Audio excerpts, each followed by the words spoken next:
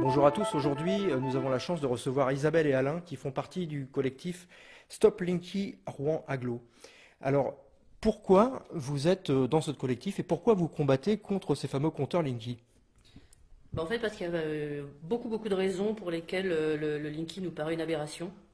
D'abord, c'est un gaspillage écologique, parce qu'on ne voit pas du tout l'intérêt de remplacer des compteurs qui fonctionnent parfaitement par des compteurs qui vont nous coûter très cher. D'autre part, les compteurs actuellement, les compteurs bleus, ils ont une obsolescence programmée d'une 50aine d'années. Les compteurs Linky, ce sera une dizaine d'années simplement. Donc ça veut dire que déjà on paye pour le remplacement là, mais dans une dizaine d'années, il faudra recommencer.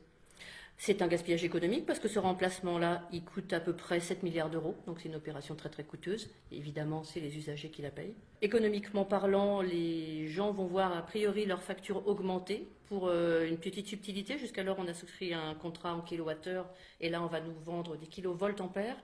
Donc on perd au change sur la facture.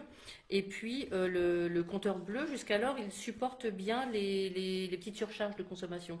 L'hiver, par exemple, si on a un radiateur électrique et qu'on met en même temps la machine à laver, ça tire un peu, le compteur supporte ça. Le Linky, au moindre dépassement, il va disjoncter. Donc beaucoup de gens vont être obligés de souscrire un abonnement plus cher. Donc les factures vont être augmentées. Également, on considère que c'est un problème que Enedis puisse couper à distance et gérer à distance la consommation électrique des foyers, parce que a priori c'est les foyers les plus modestes qui vont être impactés, et c'est pas possible. La sécurité des installations n'est pas garantie. Il y a quand même beaucoup de problèmes avec des incendies qui se sont déclenchés et les assurances, c'est très compliqué, elles ne répondent pas. C'est une faille en cas d'attaque informatique puisque c'est un système informatique avec le logiciel Java qui est apparemment le logiciel le plus facilement piratable. C'est aussi une exposition aux radiofréquences. Le Linky, il utilise le CPL, le courant porteur en ligne. Ce courant porteur en ligne, il ne s'arrête pas au compteur, mais il circule dans toute l'installation du logement. Et ça émet des ondes.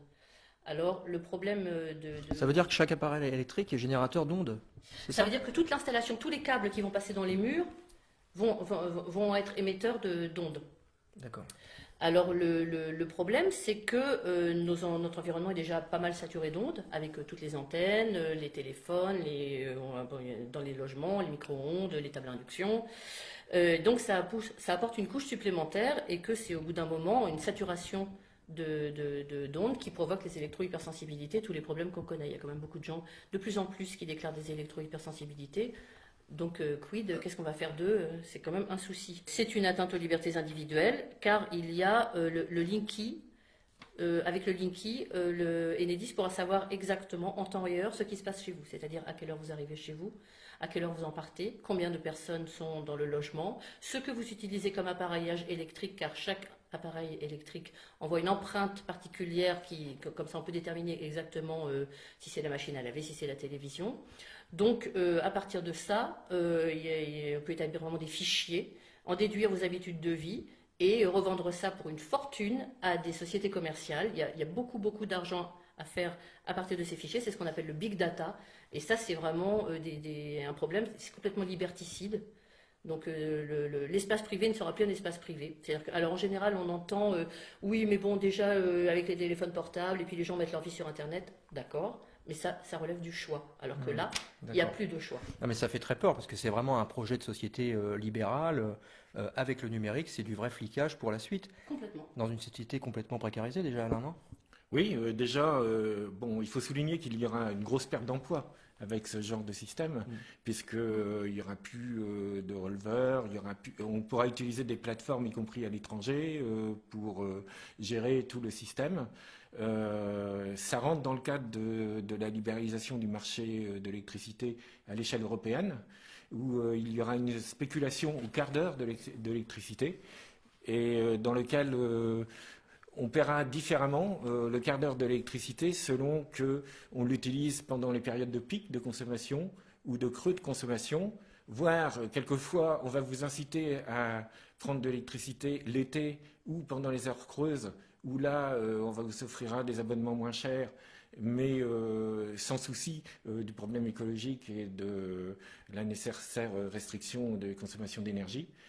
Il faut savoir que sur les ondes électromagnétiques, il va y avoir un compteur d'eau et de gaz qui vont augmenter le niveau d'ondes électromagnétiques, Mais pour bien montrer qu'il ne s'agit pas d'une amélioration de la qualité du service, au lieu de mutualiser l'antenne qui pourrait envoyer les informations au data center, chaque compagnie a son antenne. Donc, chaque compagnie peut vendre ses informations aux entreprises à son propre profit, et on ne va pas mélanger les profits, évidemment, de l'eau, du gaz et de l'électricité. Hein? Donc, ce n'est pas au service de l'utilisateur, mais bien au service des industries commerçantes, dans le cadre d'un profilage de chaque individu sur ses besoins en appareils ménagers. C'est un peu, pardon, Alain, mais c'est un peu ce que la Cour des comptes vient de dénoncer, que c'était coûteux pour les usagers et très juteux pour les entreprises. Cette histoire. Voilà. Ça. On a quand même une petite aide, une information qui vient d'apparaître, qui est intéressante pour nous, pour notre combat. Nous sommes heureux d'avoir des contestataires dans la Cour des comptes. Qui ont bien souligné le problème qui se pose. Vous avez des nouveaux adhérents dans votre collectif anti-Linky, c'est pas mal ça. Alors, bon, nous on se connaît, hein, on a eu la chance de faire une réunion publique à Alizé, puisque moi en tant que maire, on a pris avec le conseil municipal un arrêté pour interdire la pose de ces compteurs Linky. Et derrière, on a fait une vidéo, et là, vous avez été un certain nombre à nous poser des questions. Donc on va essayer de répondre aux questions qui reviennent le plus souvent, hein, notamment des questions qui sont traditionnelles, mais il faut qu'on puisse répondre à ça. Vous me confirmez, on peut refuser d'avoir un compteur Linky aujourd'hui? Oui. Absolument.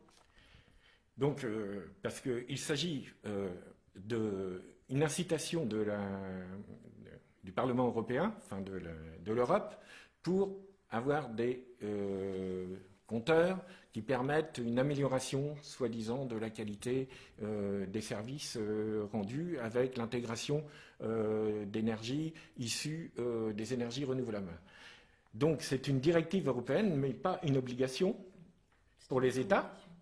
C'est-à-dire les États choisissent de le faire ou de ne pas le faire, mais aussi ce n'est pas une obligation pour les individus qui choisissent de prendre ou pas prendre ce compteur.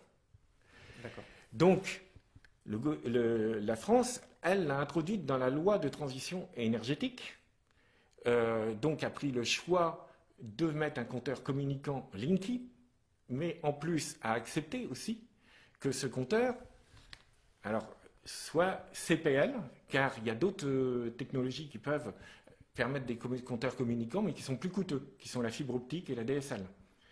D'accord. Bon.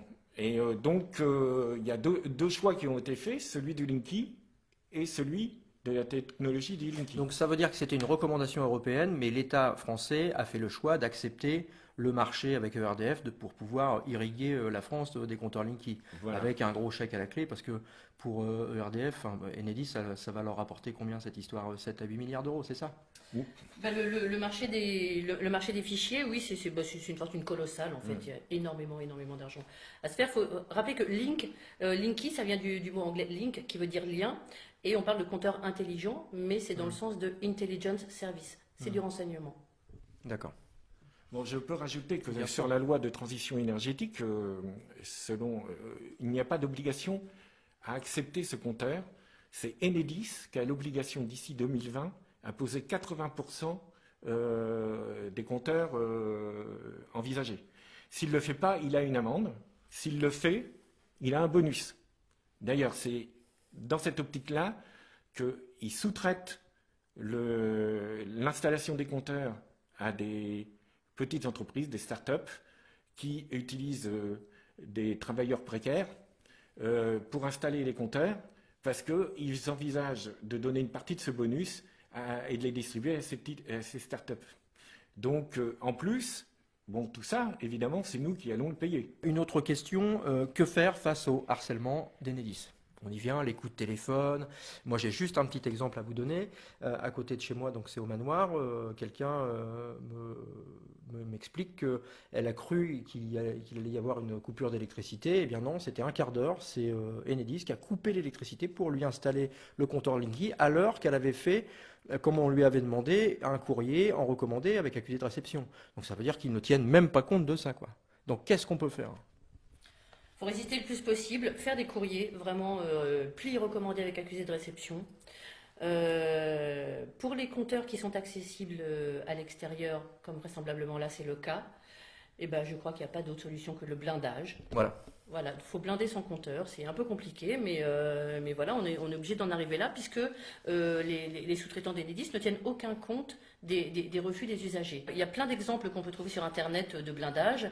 L'idéal, c'est de laisser une fenêtre pour que le relevé soit possible, et puis de laisser aussi accès à la boîte de fusibles, pour le cas où on devrait couper le courant très rapidement en cas de danger. Peut-on refuser Linky dans le cas où on fait une construction neuve, où on construit une nouvelle maison? Est-ce que le compteur que l'on va avoir sera un compteur Linky ou un compteur traditionnel, je veux dire un compteur bleu? C'est délicat, c'est délicat. On peut trouver sur notre site un modèle de lettre pour refuser le compteur Linky dans une construction neuve.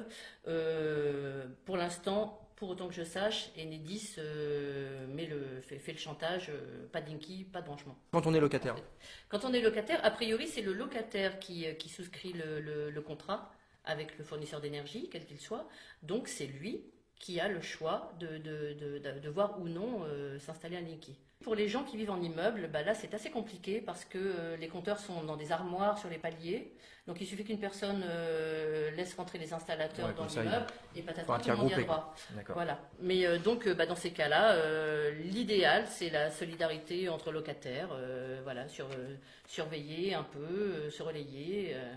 Intervenir quand il y a des compteurs, quand quelqu'un est en difficulté. On a vu que parfois c'est allé jusqu'à des agressions physiques, avec des plaintes de déposés, parce que les installateurs en viennent aux mains avec les gens qui se mettent devant leur compteur pour les protéger. Donc, Ouais, non, mais on le voit, hein, c'est un combat à mener, c'est une lutte. Moi, je vous remercie d'être là aujourd'hui parce qu'évidemment, ça nous éclaire. Vous nous rappelez votre collectif. Le collectif, c'est Stop Linky, Rouen. Stop Linky, Stop Linky, Rouen. Je sais mieux que lui. Alors, le fameux collectif, vous savez que sur tout le territoire national, vous avez plein de collectifs. Il faut vous rapprocher des collectifs pour vous faire conseiller. Juste avant de conclure et de repasser pour la conclusion la parole à mes amis, vous dire que, en tant que maire, avec le conseil municipal, on a pris un arrêté d'interdiction sur la collectivité d'Alizé. Certains dans le coin nous ont pris pour des farfelus, un peu moins aujourd'hui, parce que quand on fait savoir que, quoi qu'il arrive, puisque la préfecture a débouté notre arrêté, nous avons fait le choix d'aller jusqu'au tribunal administratif. Et on verra. Et il sera bien temps, après la décision du tribunal administratif, de refaire une réunion publique avec les habitants pour expliquer un peu ce qu'il aura été décidé. Voilà, je passe la parole pour la conclusion à Isabelle. En fait, il faut pas se démobiliser parce que la contestation face au Linky est toujours minimisée de la part d'EDF et dans certains médias. En fait, elle augmente. Là, il y a à ce jour 506 communes qui ont pris des positions contre le compteur. C'est pas rien. Parce que 506 communes sur 36 000 communes de France, c'est ridicule. Sauf que pour l'instant, il y a quelque chose comme 5 000 communes qui sont impactées. Donc ça fait presque 12%. Donc c'est loin d'être négligeable. Très bien. Alain? Moi, je dirais qu'il faut s'opposer au compteur Linky parce que c'est un cheval de Troie dans les projets d'une société future qui sera dominée par l'industrie du numérique et qu'on envisage de faire des profilages et des cartes d'identité, on pourrait presque dire, de chaque personne sur ses habitudes de vie, sur ses emplois, ses ressources financières, etc., pour pouvoir bien cibler les consommations de chaque personne, avec des risques bien plus importants d'atteinte aux libertés selon l'orientation que prend la politique à l'échelle nationale et internationale. J'incite fortement à s'opposer à ce type de société et à défendre nos droits de citoyens dans une démocratie, je dirais, républicaine. Merci Alain, merci Isabelle pour ce moment sympa et j'espère que ça vous a apporté les informations que vous souhaitiez. Continuons le combat, à bientôt.